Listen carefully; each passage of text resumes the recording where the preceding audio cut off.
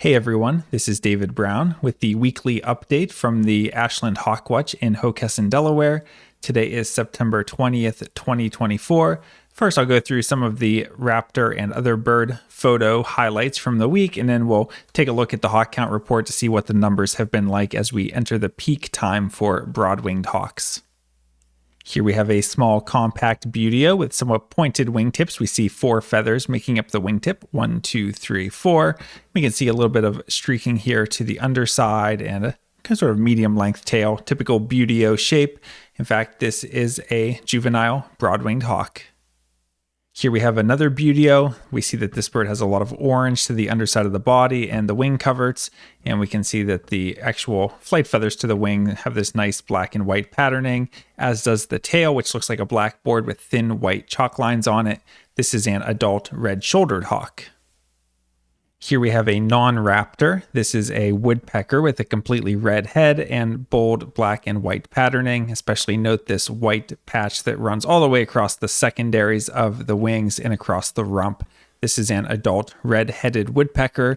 And in the past week, we've had another 6 red-headed woodpeckers. So that's more than we would normally get over the course of the entire season. And we had some before this week as well. So really good fall migration for red-headed woodpeckers. And in fact, I've been looking at the totals for the Rockfish Gap Hawk Watch in Virginia, and they've had several very large days for red-headed woodpeckers, including today. They had 130, which was a record for them. So huge red-headed woodpecker flight going on this fall for some reason, and we're really enjoying it. We love this species, and I think everyone can agree it's a spectacular looking bird. Here's a species we've been seeing a lot of, especially the past few days as we come into their peak migration time. Here we have a small raptor with pointed wings that's overall light in color underneath, so it's a light colored falcon. This is an American kestrel, and the vertical streaking on the breast indicates that it's a female. Here we have a hawk that's shaped like a cross with a long tail and long rounded wings, so we should be thinking accipiter. And this is a Cooper's hawk. So if we look, we see it has a relatively large head that sticks out. It's holding its wings very straight. And if we look at the tail, we can see that the outer tail feathers are shorter than the central ones. So if this bird fanned its tail a little bit more, it would have a rounded tip to the tail. And we see that the streaking is more concentrated on the upper breast and gets a little bit more sparse as you go down. So this is a juvenile Cooper's hawk. Here we have another American kestrel. Again, note those pointed wings and the light coloration underneath, and you can see that this one actually has a dragonfly, and it's typical for us to see kestrels and other falcons catch and eat dragonflies on the wing. You can't have one of these videos without throwing in a photo of an adult bald eagle. Here's one that gave us a pretty nice look. Here we have a raptor that's pretty much unmarked underneath. We see a lot of orange to the underside of the body. We see an owl-like facial disc. Overall, it has a very lanky shape to it with a long tail, kind of long wings held up in what we might call a modified dihedral, meaning it starts out going up into a V and then flattens out. This is a juvenile northern harrier. Here we have 2 small raptors fighting each other. This bird on the left, we see a long tail and rounded wingtips, so we should be thinking accipiter. And on the bird on the right, we see very pointed wingtips, so we should be thinking falcon. And in fact, this is a sharp-shinned hawk fighting an American kestrel. Here's another photo as the kestrel pulls away from the Sharpie. And here's a nice comparison shot of the 2 silhouettes. So you can see that the Sharpie has those more rounded wingtips and is maybe slightly larger. Kestrel looks a little bit thinner. The wings are certainly thinner and more pointed. Here's a hawk where we don't really see that long tail that the accipiters would show. We have more of the standard shape of a buteo with a medium length tail and that classic soaring posture. If we look at this bird, we see some markings here to the underside that you might mistake for a belly band, but looking here in the shoulders, we don't see those dark patagial bars that a red-tailed hawk would show. So we should be thinking red-shouldered or broad-winged. And to distinguish between those, we really want to be looking at the wingtips. And looking at this bird, there's 2 things in particular. One is how many feathers are making up the wingtip. We see 1, 2, 3, 4, 5. 5 feathers making a very blunt or squared off wingtip. And we also see translucent crescents where the light is shining through right in this area. Those field marks combine to make this a juvenile red-shouldered hawk. Here we have a hawk that does have a long tail, so on this one we should be thinking accipiter. And if we look at this bird, we see that it has a small head with sort of a large-looking eyeball on it. We see that the tail feathers are all pretty much the same length, giving it a more squared off or straight tip to the tail. We see that the markings underneath, first of all, it's not the orange markings that an adult would show. It's brown markings, and it's very messy. It's not that sort of teardrop streaking we saw earlier on the Cooper's hawk. This is more of a thick, messy brown banding to the underside. And looking at the overall shape, this bird isn't super lanky. The tail's a little shorter looking. The wings are a little bit more short and rounded looking. This is a juvenile sharp-shinned hawk. Compare that to this bird. This bird looks a little bit lankier. We see a larger head. We see a tail where the central tail feathers stick out a little bit more and the tail looks a bit longer overall. And we see that teardrop streaking that's more concentrated on the upper breast. So this is a juvenile Cooper's hawk. And let me just flip back and forth a few times so you can begin to get a feel of these two different species. So again, this is the Cooper's hawk. Back to the more compact and messier streaking of the sharp-shinned hawk, smaller head. Back to the Cooper's hawk, much more lanky looking, larger head, more rounded tail, teardrop streaking. One more look at the sharp-shinned hawk. And back to the Cooper's hawk one more time. So those are sort of the subtle differences that we're looking for to distinguish between these two species in the field. And these photos are pretty close up, so it's not always this easy, but overall that's what we're looking for to distinguish between them. Here we have a small dark raptor with very pointed wings. We see dark streaking underneath, and we see a dark tail with some white bands. This is a small dark falcon with a big attitude. This is a merlin. Here we have a group of passerines flying by. We see overall they're kind of a tannish color, maybe some yellow tones in there. And they have black facial masks. And this is a species we're seeing quite a bit of this year. And it's probably the species that when we have a flock of birds fly by, it's most likely to be this time of year. These are cedar waxwings. And as we get later in the season, we'll see flocks of other things like finches and horned larks, American pipits. But this time of year, when we see birds of approximately this size and kind of a tight group, they're usually cedar waxwings. Here we have another juvenile red-shouldered hawk, and I wanted to include this photo because I think it represents the shape of this species really well, especially the way that it's kind of curving its wings forward. Usually when you see the wings curved forward like that, that's red-shouldered hawk compared to red tails or broad wings. So whenever you're seeing this kind of curve forward, be thinking red-shouldered. And again, we see those very blunt wingtips made up of 5 feathers. 1, 2, 3, 4, 5. Again, on a broad-winged hawk, the wingtip would be much pointier and only be made up of 4 feathers.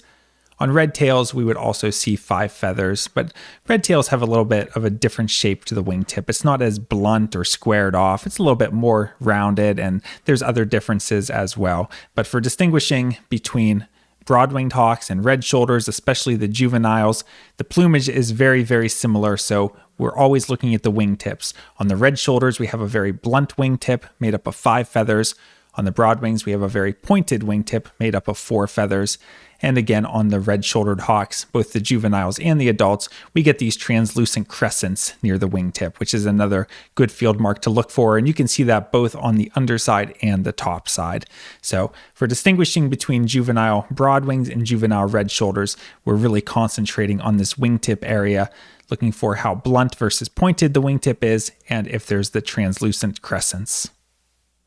Here we have a large, lanky, black and white raptor, and we're still seeing a fair number of this species, which is Osprey, and it seems to be winding down a little bit. It's more of an early season specialty, and we certainly don't get as many as they get at the coastal hawk watches like Cape Henlopen, but throughout the month of September, we get a fair number of Ospreys. And a lot of times they're up really, really high and we're just trying to spot them against clouds. But this one was nice and low. And we've even seen a couple of them down low carrying fish that they must have pulled out of the Red Clay Creek. Here we have a raptor with pointed wings, so we should be thinking falcon. Now, we've already taken a look at American kestrels and merlins, but when this bird was coming in, you could just tell from the speed of the flap, this was a larger raptor. And we see that it has some vertical streaking underneath, but it's not quite that super large dark streaking that the merlin showed. And also, we don't see the dark tail with the white bands on it. It's got a little bit of lighter colored banding to it, but different tail patterning overall. This is a juvenile peregrine falcon, and this was our first peregrine of the season, and it gave us a real nice look as it flew in and soared around for a minute or two. So we were really happy to see the first peregrine of the season, and we really don't see that many peregrines. We actually had our second one of the season today, but the average is somewhere around 20 per season. So really, peregrines are almost as rare as golden eagles here at the Ashland Hawk Watch. Here's a raptor that kind of snuck up on us early in the morning. We see an owl-like facial disc, very orange underneath. This is another juvenile northern harrier, and a friend of mine sometimes refers to these real orange juveniles as pumpkin bellies. Here we have a large dark raptor with some white to it. This is an immature bald eagle, probably an older immature, and it's never too early to be thinking about how to distinguish between bald eagles when they're immature versus golden eagles. If we look at the overall shape of this bird, we see a very large head, and that's typical of bald eagles. When we start seeing golden eagles later in the season, they'll have a much smaller head. Sometimes we say a golden eagle, the head looks like it sticks out about 1/3 as much as the tail does, but that's just an approximate measurement.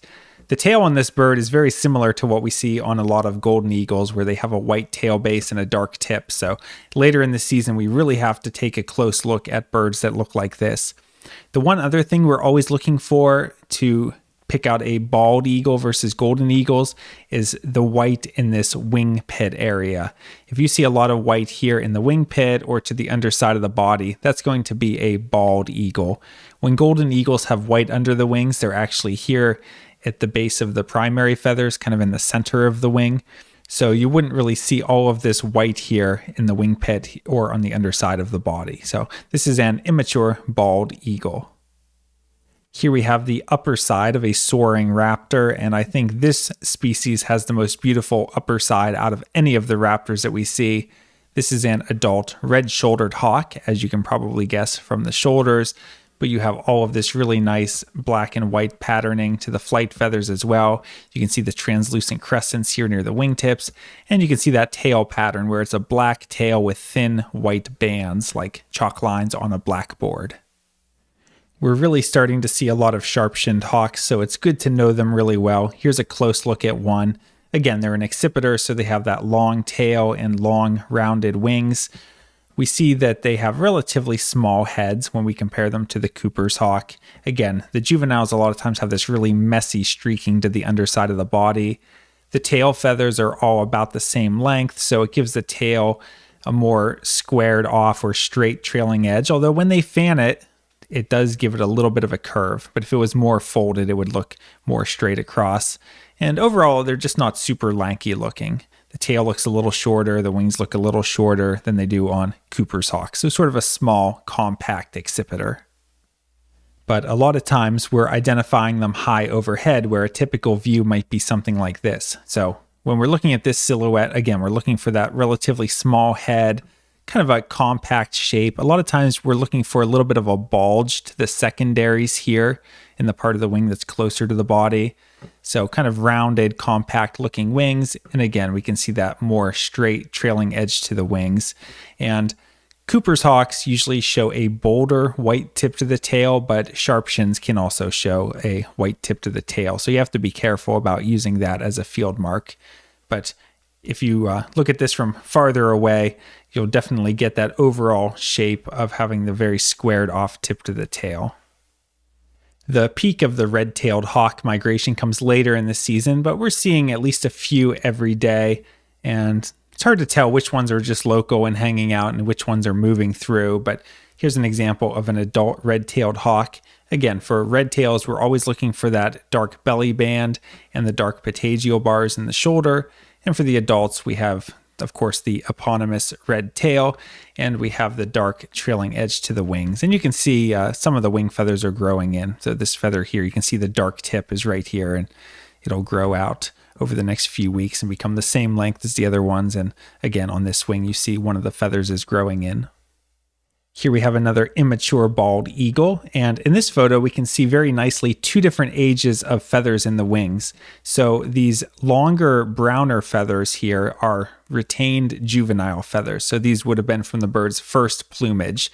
And then, for example, we have the shorter, darker feather in between. This is a feather that has already been replaced one time. A few days this week, we got to see the Dick's House of Sport blimp, including yesterday when it gave us this nice close look. Common raven is a species that has really only moved into Delaware over the past decade or so, and they're always a treat to see. A lot of times we'll only see 2 at a time, but here we had an example of 4 common ravens flying over together. Here we have another juvenile sharp-shinned hawk. So if we look at the head, it's a relatively small head with big eyeballs. It has sort of a bug-eyed look to it. And if we look at the tail, it looks like all of the tail feathers are the same length. Even though the tail is really, really folded, we don't see that these outer tail feathers are any shorter than the central ones. So this is a sharp-shinned hawk. But if we look at the streaking underneath, it's not that really messy streaking that we saw on some of the other juvenile sharp-shinned hawks that I just showed, but this has more of a Cooper's hawk kind of streaking to it, where it's a lot of vertical streaking kind of concentrated on the upper breast. So some sharp-shinned hawks do show that more Cooper's hawk-like streaking, so you have to be careful sometimes. But looking at the other field marks, especially the way that it looks so bug-eyed on the small head, this is a sharp-shinned hawk. Here we have kind of a lanky raptor with a long tail and long, somewhat pointed wings. We see overall it's just white or silver underneath with black wingtips. This is a northern harrier. In fact, this is the adult male plumage, sometimes called a gray ghost.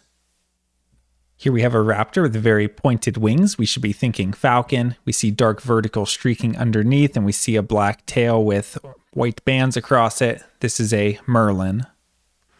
Here's another bird with very pointed wings. We see this bird is kind of gray underneath with some darker barring to the underside, has a little bit of a forked tail and these distinctive white patches to the outer part of the wing. This is actually not a raptor. This is a common nighthawk, which is a nightjar. Here we have a hawk in a soar, and from the overall shape, we should be thinking buteo. We see that the wingtips are somewhat pointed, and in person we could tell it was small and compact. This is a broad-winged hawk, and we know it's an adult because of the dark trailing edge to the wings. Because of the tail pattern, it has a dark tail with a wide white band compared to the thin white bands that red shoulders show, and it has brown barring to the breast, and that's variable. Some birds are quite heavily marked underneath. This one's more on the lightly marked end. It's mainly on the upper breast and then just whiter as you get down to the belly, but this is an adult broad-winged hawk. And we'll end with this hawk. Again, from the shape, we should be thinking buteo. On this bird, we see that there's not many markings to the upper breast here, but it does have a pretty good dark belly band. We see some dark patagial bars. This is a red-tailed hawk, and we see a brown tail with light barring and no dark trailing edge to the wings, making this a juvenile red-tailed hawk. And juvenile red tails usually have a pretty pale appearance overall. And we can also see they have these translucent windows to the inner primaries. So different than the translucent crescents you see on the red shoulders, it's more of a square that the light shines through. You can sort of see it in this photo, but sometimes it's more obvious in the field. And red tails are also bigger than the other buteos that we see. So we can use that as well. And we see that the wingtips on red tails are made up of 5 feathers, same as red shoulders, 1, 2, 3, 4, 5. Let's take a look at hawkcount.org to see our totals from the past week, to see how we've been doing. So starting here on the 14th, we had 35, and then we started to get into the triple digits. So we had days with 101, 107, a couple days a little lower, and then the past 2 days we've done real well again with 160 and 213. The one thing I'll point out, though, is that we should be in the peak of the broad-winged hawk migration right now. But if you look at the totals, 1, 4, 5, 1, 7, 13, Let me remind you that last year on this date, September 20th, we had over 9,500 broad-winged hawks that day alone, including some groups of 1,000 or more. So to only have 89 broad-winged hawks at this point in the season is a little bit disappointing. And I think the explanation for that is we've just had continuous easterly winds here in the mid-Atlantic and stretching up into New England. And broad-winged hawks are very influenced by the wind. They like to soar a lot. So when they're soaring and climbing on a thermal, whichever way the wind is blowing, it's pushing them that way. So if you get a lot of easterly winds, sometimes it pushes the broadwings to the west of us. And I think that's being reflected at the larger numbers at the Pennsylvania ridge sites like Hawk Mountain and Wagoner's Gap. They seem to be having a pretty good year for broadwings, whereas other sites like us and sites in New Jersey don't seem to be getting so many broadwings this year. So there's a chance it might turn around, and maybe as we get the sort of second push of broadwings here, maybe we'll get some, but it's looking like it might end up being a very, very low year for broad-winged hawks. So a little disappointing, but it is what it is. We go out every day and see what we can see, and sometimes the birds don't cooperate. But besides broadwings, we've been doing really well the past few days. I mean, you can see the sharp-shinned hawk numbers really picking up with 119 today. You see other days with 65 and 49, so really good Sharpie numbers. Kestrel numbers are doing good too. We had 40 yesterday and then 24 today, and you can see we're getting some Merlins as well. Good day for Harriers today with 12. Still getting Ospreys every day. So overall, it's been a lot of fun the past few days. It's been a lot of really high birds. It's a lot of sitting back in your Adirondack chair, just scanning up as high as you can look, especially when there's clouds in the sky, trying to pick out those little black dots going across the cloud and identify them. So we've been having a good time, but again, it's just been really disappointing that the broad-winged hawk numbers have been so low. Weather's looking good again for tomorrow, which is Saturday. Then it's looking like maybe some clouds and possibly rain for Sunday. Then maybe we'll have a decent sunny day on Monday again. Then looks like more rain moving in. So I don't know if we're ever going to get any broadwings or not. They're starting to go through Virginia in pretty big numbers. So it seems like a lot have gone around us already, but there's always a chance of getting the tail end push of the broadwings if the winds would just cooperate. We just need a big cold front to come through, bring some westerly winds instead of these endless easterly winds. But we're having a good time out at the Hawk Watch regardless. So hope you can come out and visit us sometime soon. From Lyco Birds, this is David Brown. Thanks for watching.